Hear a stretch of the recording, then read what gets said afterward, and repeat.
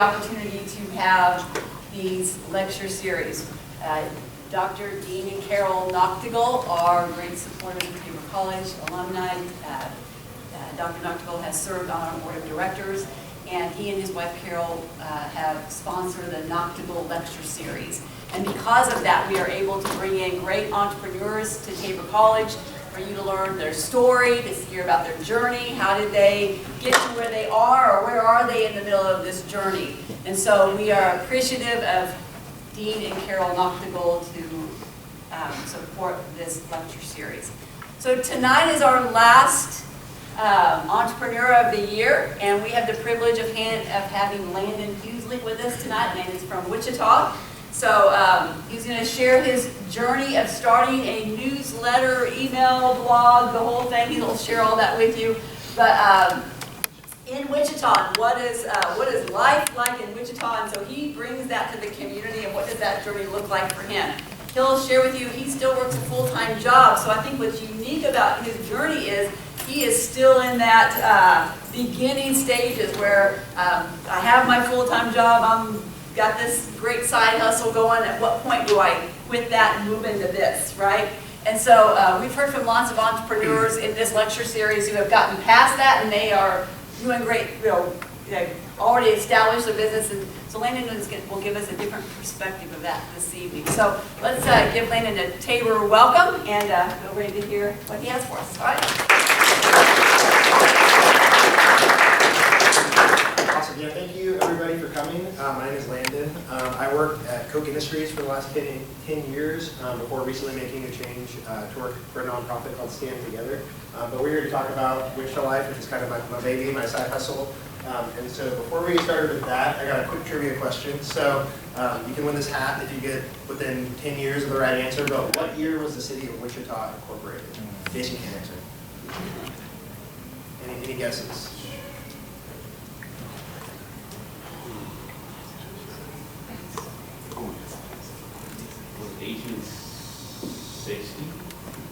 Within 10 years, so you got it. 1870. Good job.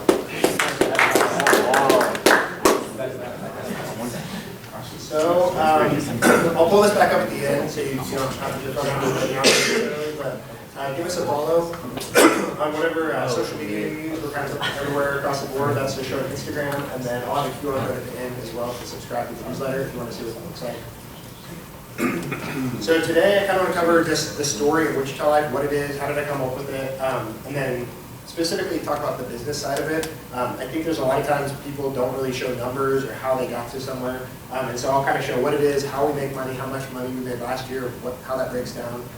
If you were in one of the classes earlier today, this is going to be pretty much the same presentation. I'll tweak it a little bit, but it would be pretty similar to that. But I'd love if you guys have questions after the fact. Probably save the questions till the end, but I know some people have to leave, so if you have questions throughout, just raise your hand. We can kind of go from there. So our story, that's my wife Candace. We are high school sweethearts. We both grew up in Andover Central. So I guess real quick, who's from Kansas? Raise your hand. That's probably less than half the people. Who is from Wichita?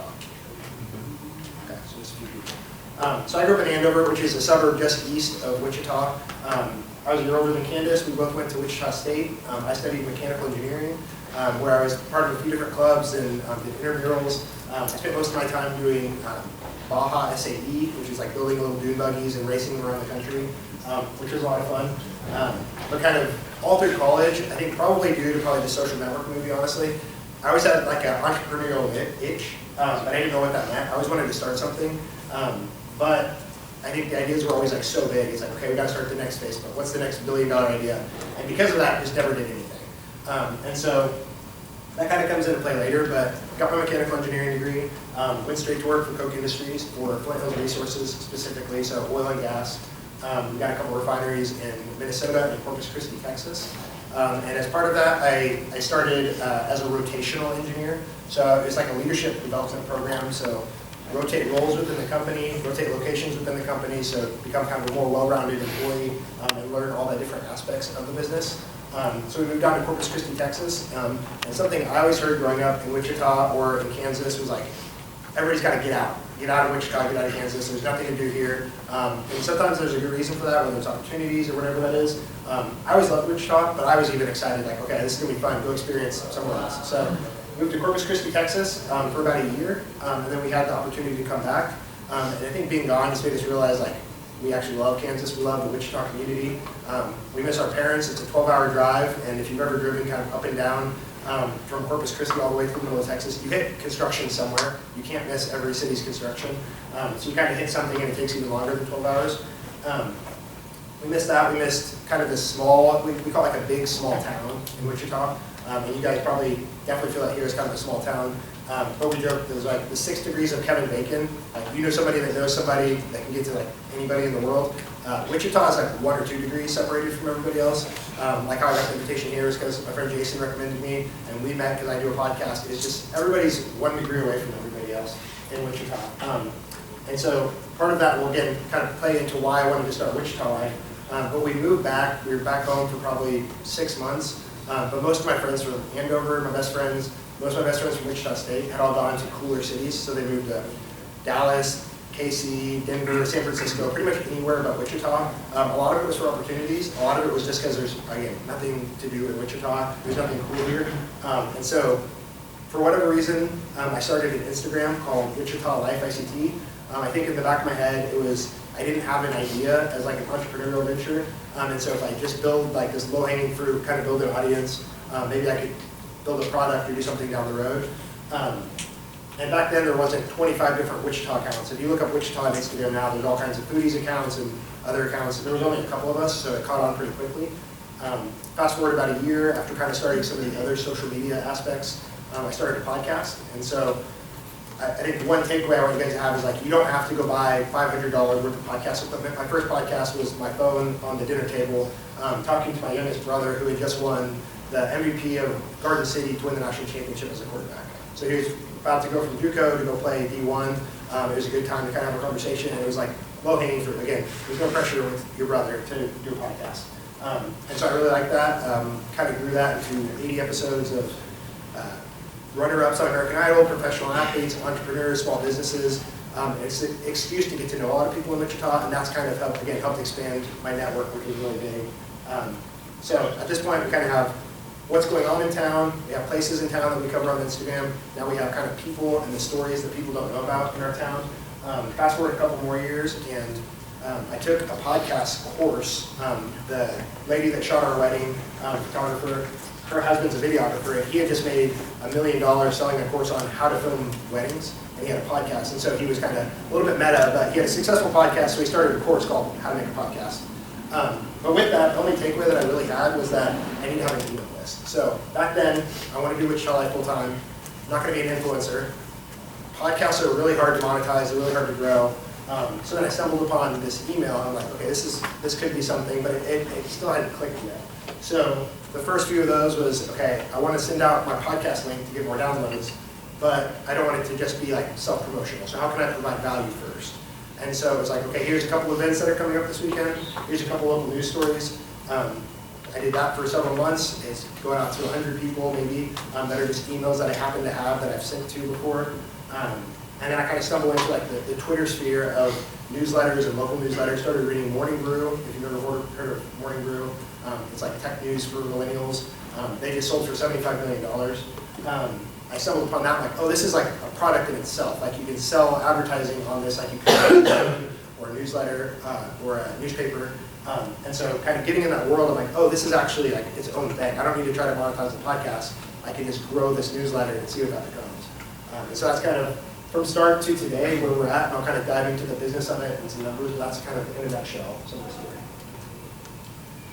So really the goal here, people ask like, what is Wichita Life? Like, is it a blog? Is it social media? I call it like a local digital media company because we have so many different aspects, and that kind of helps sum it up. But we really just want to highlight kind of what makes Wichita special. We cover a lot of artists, we cover a lot of businesses, new businesses that open, all that kind of stuff. But it's still kind of like a nebulous thing, like what is this? Like what does that entail? And so this kind of sums up most of what we do. There's probably some stuff that's not on here, but you can see most of the social media stuff there. We have a podcast, we have events that we host ourselves. We have an events calendar where we promote everyone else's events. blogs, we have a job board where people can kind of post, like, think of a classic newspaper in the classified section, we can post jobs, and then the email newsletter is kind of the bulk of it. Before we get to that, despite the numbers, what does that look like for all of our social media? So overall, we have over 100,000 followers that we've built up. Instagram is kind of the biggest chunk there, Facebook, etc. I would say we always post Instagram first. That's just kind of how we started. I didn't really use a whole lot of other things. And so we just kind of start there and share elsewhere. But it's grown a lot. People like it. People engage with it. And that's really fun to do. But the main piece of the business here, and again, we'll get into kind of actual numbers of how much I made in each of these sections, but is the email newsletter. And with that, we have almost 27,000 subscribers right now. The open rate is 52%, so if you kind of break that down, almost 14,000 people read each of the emails that I send out 4 times a week, compared to the industry average, which is like 20 to 25%. So again, people like our product, they're reading our product, they're engaging with it, which that's encouraging. It's fun to kind of throw out that top number, and people are impressed by that, but really it matters like who's actually opening it and clicking links and reading the email. Put that in perspective, it's almost 14,000. The picture on the left is Zach Ryan came to town a couple years ago and set the record at Interest Bank at just over 16,000. So we almost have that many people reading our email, not just sitting out too, but reading our email. If you add these together, that's kind of how many people we actually have on our list. This is from Charles Koch Arena, if you've ever been to a Shocker game. I was going to college at Wichita State, kind of the heyday when Ron Baker and Fred VanVleet took us to the Final Four, and it was like this every single game. We were waiting in lines outside. It's kind of crazy to think about, like, 14,000 people read my email every day. This was less than 11,000 people, but it's hard to put in perspective what that is. Like, some people will be trying to make a following and they'll be like, man, only 50 people like this post, or only 50 people are on my email list. But like, this is a room of 50 and it's quite a few people. So I think putting it in perspective is like, okay, what does that actually look like in a number of people visually? Going back to what I said earlier, people said there's nothing to do with Wichita. So it's like, okay, what's the problem? What's the solution? Kansas was the 6th most moved from state in 2020. So many people moved out of Wichita. We haven't been out of Kansas. We have trouble retaining talent. So why is that? Part of it is opportunity. There's not certain jobs in Kansas or Wichita. There's not certain opportunities. People who leave for college, don't come back, etc. But I think a big piece of it is that I've heard that people just don't feel connected. They never get plugged into a community, into a group, or they just don't know what's going on. Like, we've heard so many times, like, one of the festivals in town, if we didn't know about Taco Festival, we would have gone, and they didn't hear about it until after the fact. So like, how do we close that knowledge gap? And I think that's the solution there, is just engaging the community, whether that's on social media or our email newsletter, and we'll kind of dive into the demographics and who is reading each of those. But how do we engage them? How do we kind of meet them where they are? In one of the classes we were speaking in earlier, I asked, who reads email newsletters outside of, or who reads emails outside of just stuff at school? And I don't think anybody raised their hand. So it's like, okay, for kind of the younger generation, would text be better? And that's something I haven't explored, but it's kind of on my radar. Like, would you guys want a text that's the top 5 events of the night or the weekend or whatever? So it's constantly trying to like evolve, going from social media to podcast to newsletter, maybe SMS is the next kind of frontier for that. This is just kind of the mission of the Wichita Life Update, which is the email. And basically, I just want to be like the one-stop shop, the go-to source for news in Wichita and events in 5 minutes. Like, you can skim it, you don't have to read the whole thing, you can just check out the events, you can check out the sporting events coming up. It's kind of a one-stop shop for all of that information. So this is just kind of the dumbed down, the basic philosophy of the business. I took this from Austin Reef, who was one of the co-founders of Morning Brew, who sold for $75 million. They had 3 or 4 million subscribers. But if what I'm doing isn't falling in these buckets, I kind of have to reconsider, like, is that worth doing? Is that a waste of my time? I'm a kind of a solopreneur. This is a side hustle. I don't have a lot of time to kind of waste on different things. So trying to find like an 80-20 rule. Where is the value at? So, right, it's what am I writing? What is the product itself? Growing. Who is reading that? I need to grow that subscriber base so then I can sell to advertisers or find other ways to monetize. So real quick, we'll just kind of walk through the format of the newsletter, and then I'll show an example. But I started sending it once a week. Again, it was kind of a crappy format, just kind of plugging my podcast. It's evolved into like semi-structured. I kind of have buckets, and you can see the bold sections are like where I can slot in advertisers and whatnot. But we cover kind of a headline story, whatever the most important story of the day is. We feature a social media post, which helps us kind of tie in our Instagram. People from Instagram like to see their picture featured. and so forth. It kind of drives people back and forth. We can plug our podcast. We cover local business. People, young and old, love to know what are the new restaurants that are opening. What are the restaurants or the Italian place that closed that's been there for 30 years, and so forth. And you can see some of the other examples. As I needed new ad slots, so fill up the main ad slots. I need to sell more ad slots. You can kind of just duplicate it. I make another email, so I started doing Monday and Friday. Started doing deep dives on Wednesdays, which are kind of a dive into 1,000 words on something historical, like the history of a certain part of town or a certain building, or like around Halloween, like the haunted places around town or whatever that might be. And then on Thursdays now, again, needed more ad slots. Start kind of summarizing the weekend events in a little bit more detail than I'm able to in the full email. So this is what the full email kind of looks like. So you can see, like, as you would be scrolling down, what that looks like. This would be considered like the primary ad spot. So it's the logo right at the top, first news story, and then the first ad. So pretty much everybody will scroll at least to that. It's not what that is why that will cost a little more. We might have another secondary ad a little bit further down, like there. And then there's always new ways to monetize that. You might have like a sports sponsor section by the Windsor, or whatever that might look like. But that's the basic format of the main emails. I have a couple of just kind of like high-level takeaways that I've kind of learned from working at Coke and doing Wichita Life. First is like be consistent, be authentic. I've kind of evolved the way I've written the emails over the years, and I think people don't read Wichita Life because it's the best news source in town, because it's not. It's not the only place to find events, but they can kind of hear it coming from my voice after reading several issues, and it's like their friend telling them the news or what's going on that weekend. How to plan the communication formally and informally. A lot of that is understanding your audience. So at Coke, at Foils Resources, where I've worked for 10 years, there's a lot of like Coke speak, where like every organization has like a culture or like the way they describe things. They'll use terms like virtuous cycle of mutual benefit is something like Charles Coke will throw around, or like the challenge process. If I started talking like that in my email, people would probably unsubscribe because nobody's reading it for that. They're reading it for kind of witty humor or some sarcasm, telling you what's going on that weekend. So kind of knowing that. Right to one person. I send out 26,000 emails each day, but I'm writing that one time. That's like I'm writing to my friend Jason about what's going on in town, but then it'll go out to everybody else. So you can't make everybody happy. There's several sections. People will kind of be drawn to certain sections, but just write it as if you were writing it to a person. I like to be conversational, ask questions, ask for feedback. I try to reply to every email that people kind of reply to me with. And then the bottom one, again, this is a side hustle. I want to emphasize, like, I'm at my job all day, play with my kids for a few hours, hang out with my wife for a little bit, and then I'm writing this till 11 o'clock at night. So there's nobody to proofread the email. I can't work far enough ahead to get that to happen. So one way to kind of fix that is, how can I read it out loud? Because it's pretty obvious when you have dumb grammatical errors if you're reading it out loud and kind of taking your time to get accurate. So this is just a growth chart since June of 2020 when I started. You can see it's fairly gradual, but it's kind of going up a little bit here. I have been kind of cranking on Facebook ads lately, which is how we get most of our subscribers nowadays. And so we're just under 27,000 subscribers now, but the goal would be to continue to grow that, hopefully be around like 35,000 by the end of the year. You can see here, just comparing it against like the Wichita Eagle is like the big paper in town, or the Wichita Business Journal is a local business journal covering just like economic stuff. And then one of the local like blogs that has a newsletter.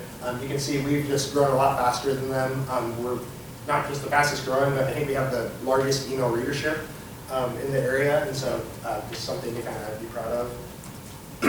But really the exciting part is the opportunity. So Wichita proper is just under 400,000 people, but the greater Wichita area, again, I grew up and I live in the suburbs. We cover Andover, Bays, Goddard, Derby, all the suburbs that get around to Park City. And so that not only opens up like a higher opportunity for me to gain, but also just it helps for advertisers' sake as well. So this is a little bit outdated. This paid ads here is probably more like 50 or 60%. And so again, I run a lot of Facebook ads. Early on, we had a social media audience first, and so that was kind of the best way to drive people over there. Website with the event calendar and so forth has that, has ways to try to draw people into pop-ups. Outreach early on, and I think this is kind of an underrated tactic that I don't really hear people talking about. It takes time, but early on I wasn't making much money from this, but I did have a little bit more time, was I had an audience on social media, and so I could just DM my followers and say, hey, you like Wichita Life Instagram, you might like this email. And the response rate is really high when like the large local account is reaching out and talking to them. So instead of like, I don't know, 10% open rate on, or reply rate on a direct message, it's like 80%. And most of them say yes, because it's free and they can unsubscribe. So there's several ways to grow it, but we've kind of evolved. And now Facebook ads are the easiest way. And I kind of break down here in a minute kind of the cost of that. But the email is two sides. It's like a two-sided marketplace. So we grow our subscribers, and then we can offer that to the advertisers. So I got to write this product and make sure the subscribers are happy, but I also have to keep the advertisers happy, drive them business. How can we get them more clicks? A lot of times you don't want to just plug in a random ad because you want it to be in my voice. Otherwise, people just skip over. People learn to skip over that. But if it's kind of in the flow of it, ideally they wouldn't even realize they're reading an ad because it's in my voice. And we'll talk about in a minute, like how I pick and choose who to work with. But, this is just like kind of a back of the napkin math problem, so Jason, don't tear me apart on the numbers here, but Facebook ads, we're getting them for probably 80 cents a subscriber at this point. I just rounded up to $1, make it easy. But the churn, about 10 people unsubscribe per email. So early on that would bother me when 5 people would, I'd be like, okay, who is this person? How long have they been reading? Did they even open it? Did they give it a chance? But now it's kind of a numbers game. It's like, okay, 26,000 people read it. If 10 people unsubscribe, it's still pretty good. It's not hundreds of people unsubscribing. A lot of people that run newsletters or really like any digital marketing will charge on like a CPM basis, which is cost per mil or cost per thousand. That's on open. So again, I've got a list of 26,000, about 14,000 people open each email. But that $50 breaks down to about 5 cents per subscriber per email that I can now charge an advertiser. So the value of an individual subscriber, if I send 4 emails a week, 50 weeks a year, ballpark 200 emails a year, that subscriber is worth $10 to me per year. So I'm able to spend 80 cents, let me check my math, spend 80 cents a year per subscriber, and I'm able to get $10 per year off of that. So a lot of like e-commerce would say 50% return on ad spend is good. I'm getting 10x on that ad spend, and then they're sticking around for longer than a year. So you can see it's up in the $30 or $40 lifetime value of that. So again, you can spend $1 and get $40 out. It's kind of a no-brainer. That it's at least a decent business model. So, newsletter demographics in general are really important to pitch to advertisers. So there's a couple things you'll see. One, between the newsletter and the Instagram, it's largely female. So 70 to 80% female, which I've always thought is kind of interesting. And then the age here, you can see a lot of older people read the newsletter versus the Instagram, which is a lot younger. I think part of that is, one, no one in this room is reading newsletters, but two, when we run Facebook ads, there are already trends of older, and then Facebook will optimize, like the only settings I set are that I want the Wichita area and maybe like 1 or 2 other things.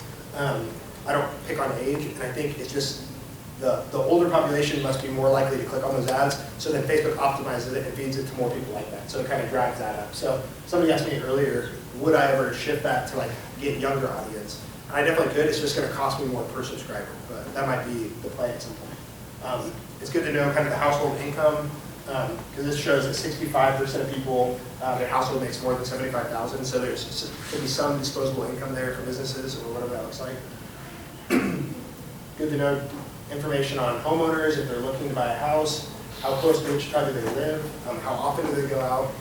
That all plays into the fact if somebody wants to pitch an event or promote their event or promote their business, a lot of that plays into effect. So for Instagram, you can see the demographic for male and female is pretty much the same. It's a little bit closer, a few more males there, but you can see the audience is way younger on this, which is really interesting to kind of keep in mind. And so it's interesting when I'm pitching people on like package deals. So do you want to advertise on the newsletter? Do you want to advertise on the Instagram?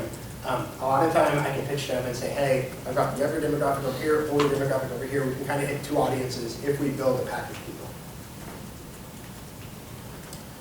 So a couple kind of sales, just things that I've learned or that I keep in mind. Inbound versus outbound. Now that I kind of have a little bit of an audience, we get a lot more inbound sales, which is awesome because then I don't have to spend time reaching out to people. But we do still get some outbound, and again, the nice thing about having a newsletter with this many people is a lot of my audience are business owners. So I can just put out an ad for myself and say, hey, we want to work with you. We have thousands of subscribers. Would you be interested in working with us? And a lot of time that'll kind of bring some more inbound. Short-term versus long-term. Short-term deals are kind of the bane of my existence because you just have to keep getting them in the door. It usually takes several back and forth meetings, phone calls, emails to seal the deal on those. And it could be good money for 4 or 6 weeks, but then I have to go get another one of those in 6 weeks. And so the long-term deals are a lot better. And I think you'll find like the better customers, like I've had to kind of quote fire customers because it's people that paid me $200, but they're calling me daily versus somebody that pays me $2,000 and they call me every 2 months. So there's a big difference, and you'll find that kind of in a lot of different businesses. And a lot of that is high LTV versus low LTV businesses, which is lifetime value. High LTV, like we work with like a real estate company, or like Kansas Plastic Surgery, where the lifetime value is really high versus a coffee shop. If one of them pays me $500 over here, that's a drop in the bucket. If a coffee shop pays me $500, they have to sell 100 coffees just to break even. So there's a big difference between kind of the high LTV and the low LTV there. This is kind of outdated. There's probably a few more that should be on here now. But just a snapshot of some of the companies we worked with. You can see some big companies, some small companies. We worked with the city of Wichita. There's a lot of different type of businesses. Again, just kind of thinking through what is helpful, what do I wish I knew. One of the biggest things is like, call it like the sales pipeline. Keep it full and keep it flowing. I think something that I've done is like, once maybe I have a bunch of leads that I've been working, but I kind of let off the pedal and I'm not reaching out to people, it catches up with you. So like if I haven't done outreach for 3 months, then come up with that. Some of these other deals, maybe they cancel, maybe the deal is just coming to an end, and now I have open ad slots, but I don't have anybody because it might take 3 months to kind of get the next person signed on. A big part of that would be don't count your chickens before they hatch. I've talked with banks, and they're like very confident. They're like, oh yeah, we'll get this going in January. I wait in January, I hold these ad spots for them, and then the deal falls through, or they just keep pushing me off. And so I've learned like, just keep talking. Like, don't just settle on that bank. Go talk to another bank. And even if you can be like, hey, I'm talking with other financial institutions, how can I leverage that? Because again, you don't want to kind of waste those ad slots on that. Because once that ad slot's gone, I can't monetize past those others now. A lot of it's a people's game. An example I like to use is there's a lady named Katie who was the marketing lady at the Wind Surge when they first started. She's now hopped around a couple places, and we've worked together, and she's paid us for advertising slots at each place she's been at, just because we had a good relationship, and she got good results. Another piece of that is kind of the law of reciprocity. My parents used to own a popcorn store in Andover, and so we still know the lady that owns it, who was our first employee. And so last year, leading up to Christmas, I looked at who were my top 10 or 20 biggest advertisers of the past year. Some were $10,000, some were maybe $500. I bought them a popcorn tin and delivered it before Christmas. And I've already made back that, whatever, $1,500 in one deal this year from one of those people, let alone everyone else. And now I'm kind of in the top of their mind. I kind of helped them out. I gave them a gift, and it's just kind of natural human instinct to want to give something back. How to choose who to work with and who not to work with? I think it has to fit the audience. There's the example that comes to mind is like a Bale's bondsman has come and tried to advertise, and it just wasn't a good fit. Like I don't think I can get you any more business. It doesn't make sense for me to. I don't want to take your money if I can't get you results. And so it just didn't make sense for that instance. Timing is huge, especially for marketing and advertising agencies. Like they'll lock up their budget for the year 2 months before the year starts. So if I'm not talking to them in September, they lock it up in October. I got to wait a whole another year before they'll even talk to me about something. Even if they really want to do it, they just don't have the money allocated for that. And then bottom one, hiring. This is something I struggle with, and I think it's kind of, again, it's like a startup, it's a side hustle, it's kind of my baby. I have a hard time letting go of wanting to be the person that's always pitching that. But of the write, grow, sell, writing, fairly easy at this point. Growing is kind of on automation with Facebook ads. Selling is kind of the bottleneck of the business at this point. And so that's probably something I should just get over, but that's something that I still haven't quite figured out. So going over some numbers, revenue, last year we made about $119,000. Expenses were about $45,000. From a revenue breakdown, the biggest chunk here is like package deals. And so we did like people, again, they see the Instagram, they see the email newsletter, how do we do a package? So a lot of times it'll be 2 email ads and then 1 social media post a month for $1,000 or whatever that number is. So the bulk of it still kind of comes from the newsletter, but I think a lot of people, even if they're not seeing necessarily results from like the Instagram, they like the clout of being featured on the 50,000 subscriber Instagram, when really they might be getting 10 valuable leads through our email because we can actually link to their page. The 31% is just strictly newsletter. Then we have like job board events, and then like Instagram only. People like to pay for like giveaways and stuff like that. So that's kind of a breakdown. The expenses, a good chunk of that's Facebook ads. A lot of it's like software, and a lot of it's like me trying out software. So if there's like a new type of event calendar that can save me a few hours a week by aggregating all the events into one spot, I'll try that out. But ultimately, long term, I think there's a way to like get to a certain point where you have 50,000 email subscribers, and then just turn off the Facebook ads, and there goes my biggest expense, and all of a sudden become 30% of the profit. So there's a lot of ways to look at it. Main reason I'm sharing this, I don't think a lot of people share publicly numbers, and I think it's helpful. I wish people would have shared stuff like this with me earlier on, so hopefully that's somewhat helpful. This is kind of showing year over year. Again, you can kind of see when we started with the newsletter that the revenue started taking off. I remember like the first check I ever got was from Salon Brands in Wichita. And I think it was like a $75 check for 5 Instagram posts back when we were a lot smaller. But honestly, that was probably a better feeling than some deals I get now, just because it was like kind of the first dollars, the first online money. And so you can see though, it's not like an overnight thing. It does take time. But if you keep building, it can be successful. This is just a screenshot from our media kit. So I'm kind of breaking down, this is what I share with the advertiser. You can see kind of, again, I shared like the primary, secondary, and we have like a baseline slot, which is a little bit lower in the email. What one email can go for. And then these are for like 2 emails per month for each of these. Also like incentivizing people to hopefully do a longer term deal. But again, a lot of times like we'll do this plus a social media post and then kind of like play with the numbers a little bit to make it fit. So far, monetization-wise, most of my stuff has been kind of traditional monetization. So ad sponsors, we've done event promotion, job board. Some people do affiliate deals or like lead generation. So like if like a plumber, like if we refer a plumber to somebody, can we get $500 or a cut of that or whatever that looks like. Haven't really played with that. And then some people do like a paid product. So like we do our deep dive. Some people will put that behind the paywall and charge $5 a month or something. Example of a fail was right around COVID time. I think it was like November, December, kind of leading up into 2020, so 2019. I wanted to get some recurring revenue. I didn't have the newsletter yet, so I had social media and I had a podcast, but I wanted to try to get some recurring revenue, and so I was trying to think of like who in town has money that could use attention, basically. So I settled on photographers. This was a mistake. One, because photographers are just very small businesses, they have very tight budgets, and I was going to charge like $5 or $10 a month to just try to get something recurring.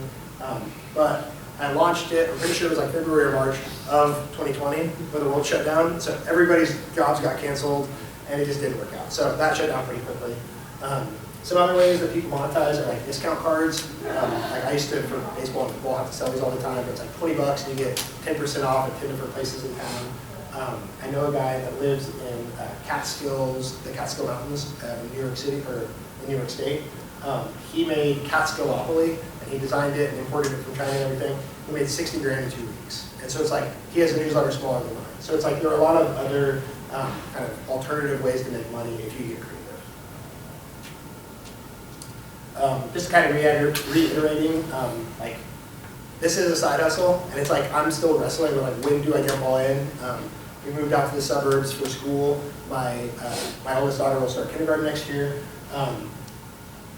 Some stuff that like you don't really think about a whole lot, but it's like healthcare. Like I've got a good job with good healthcare right now. That's an extra few $1,000s a month that I need to make just to cover that aspect of it, not just replacing my income. So there's a lot that kind of gets baked into making that decision, and my risk tolerance is not what it used to be. So collaboration over competition. I think there's a lot of things to like find ways to work with others. There are other newsletters or other like blogs in town that people would call us competitors. We become good friends because I'll help share their stuff, they'll help share mine. I would say the biggest kind of competitor is traditional news. I've got some stories that I probably won't get into today, but just butting heads with like local news organizations or the local paper in town. I think there is kind of a sense from them that like people are getting their news from other sources. Like I probably wouldn't read the paper if I wasn't writing a newsletter and writing about it. There's also like AI options nowadays. I just got interviewed for one of those local media publications because there's a Daily Wichita all AI newsletter. It's a guy that lives in New York City. He writes 355 different cities of those daily, and it's all AI generated. He pretends he's a local person. But I think local people can kind of smell that out. They can see right through that it's not truly a local. I tried responding, just curious what he was doing, and they don't respond. I respond to everyone. So it's like I kind of have my voice, and so I think that's kind of my competitive advantage there. A big piece is don't reinvent the wheel. Again, I learned of like what newsletters look like and what a product is like that on Twitter. I've found some people lately. There's been like a kind of a boom in local newsletters on Twitter. Like I know probably 50 people that I've interacted with recently that have started one in their community. But with that, somebody that does local newsletters started this newsletter club on Discord, and so it's been super helpful because we just kind of, if something works in New York City or if it works in Atlanta, it might work in Wichita.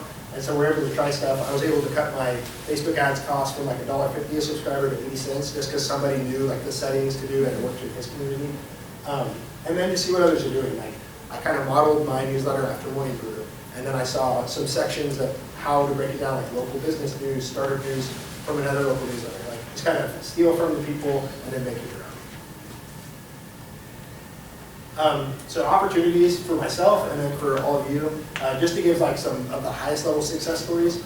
Morning Brew over there sold for $75 million. The Hustle is very similar to Morning Brew. It sold for $27 million. And then the Milk Road, which these two guys are friends, he just copied the same exact playbook as the Hustle. And within a year, he sold his crypto newsletter for $10 million in less than a year. So it doesn't take a whole lot to get started. There's so many tools now that are really easy to start it. And there's just so many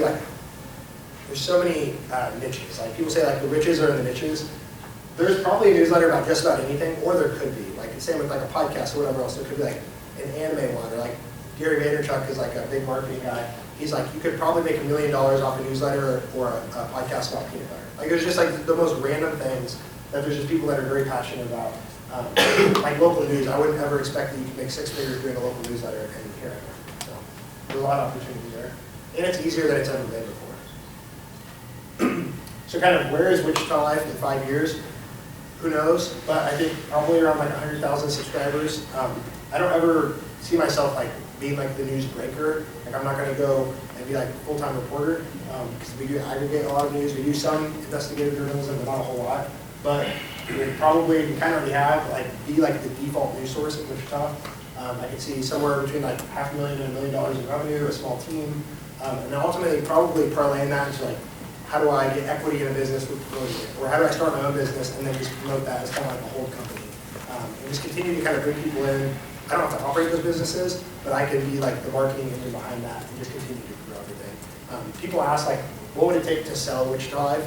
And it's like, I don't really need to sell Wichita Life. Like it's easy. Like I think all the compounding is just starting to compound. So if you take that 20 years out, what does that look like? And it could be something special, but who knows? Maybe in 5 years I get burned out and I want to sell it and those numbers right, but we'll see. So, real quick, if people are interested, this is just like a high-level tech stack of what I use. So ESP is an email service provider. It's where kind of all the emails get gathered to and then send the emails, write those and send them out. And then so forth. There's quite a bit there. Just real high-level takeaways. Be consistent. You can see like the revenue chart shows like it didn't really start compounding until year 5 or 6, and now it's been doubling year over year. So just continue to be consistent, learn from others. I think like if I had that newsletter club community on now when I started, I'd be a lot further along. So just continue to learn and kind of steal from other people. Be yourself. I'm not the best news source in Wichita, but I think people like myself. There's a guy named Naval who's kind of like an entrepreneur, angel investor, philosopher. And he says like the best product is like yourself pushed out to the world. And I think that's kind of what Wichita Life is. It's like Wichita through my eyes and how I experience it and how you can. And then a big thing is don't be afraid, even if you aren't qualified, like I'm almost a professional writer at this point. And if you would have told me that back in high school or college, when English was my worst class, I was an engineer, like I had typos all the time, I'd probably laugh. There's no reason I should be qualified. Like, somebody would call me a journalist, and I'm like, I'm not really a journalist. It's like a lowercase j journalist. I'm not an actual journalist here. But I still do it. I still do that work. I'll leave these up, but I would love to check out the newsletter. You can check it out here, follow us on social media. I would love to answer any questions that people have.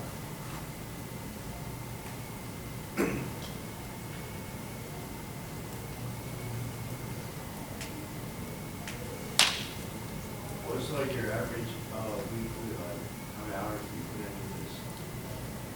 That's a good question because I haven't kept track in a long time, but it's usually, I mean, most of my free time. Like that's kind of my hobby. So it's like do stuff for work, over lunch. I've got a little bit more flexible with the job now where I can take meetings during the day. Then I'll go out and play with the kids, and then it's usually a couple hours a night. So I mean, if I had to put an actual number to it, probably 10 to 20 hours a week outside my real job.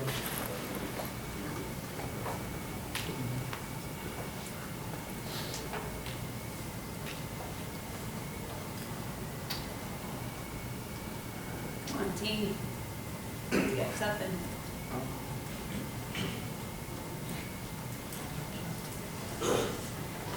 What was the hardest thing to battle with when you were starting from scratch? What hardest thing starting from scratch? Yeah, what was the hardest thing you had to battle with? Honestly, a lot of it's like you don't know what you don't know. So like for the email stuff, I had no idea what I was doing. I didn't know what to use, and there's so many options now.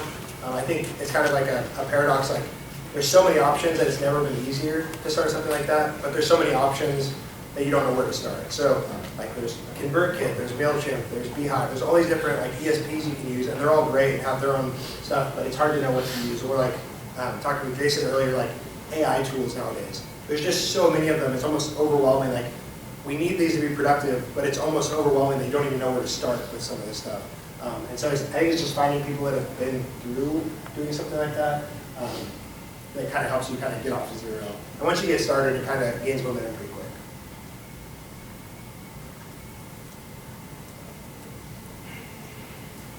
I saw that you had a mission statement. How did you go about forming that, or what were the key things that you wanted to incorporate with that?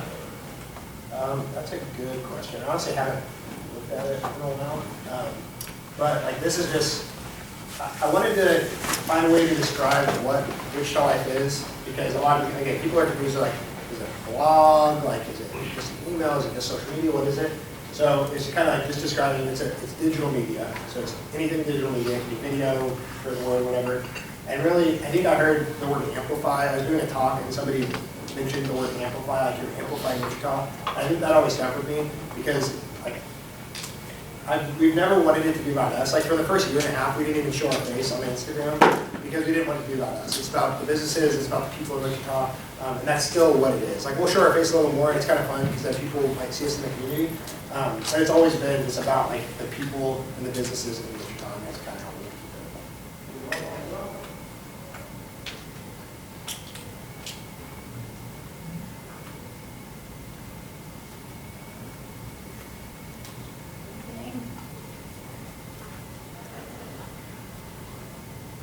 Tell us, Landon, if we were starting this startup, right? What best piece of advice? What your greatest success? Worst, biggest fail? What would we do to navigate maybe some of those challenges? What would that look like? I'd say the first thing is like you never really know what's going to work or what won't work. I mean, that goes for creating content. You don't know if it's going to hit. You don't know if it's going to bomb until you try.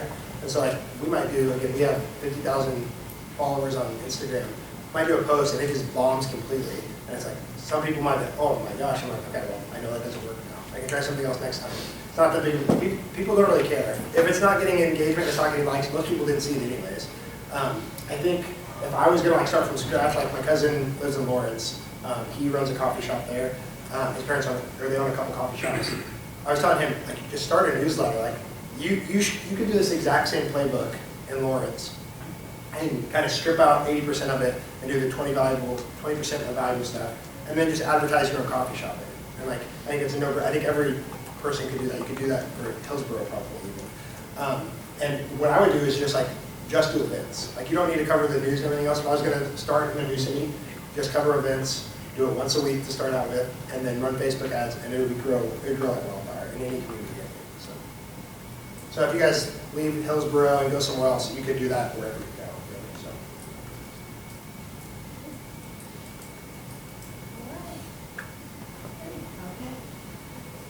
All right, well, hey, let's give Landon a round of applause.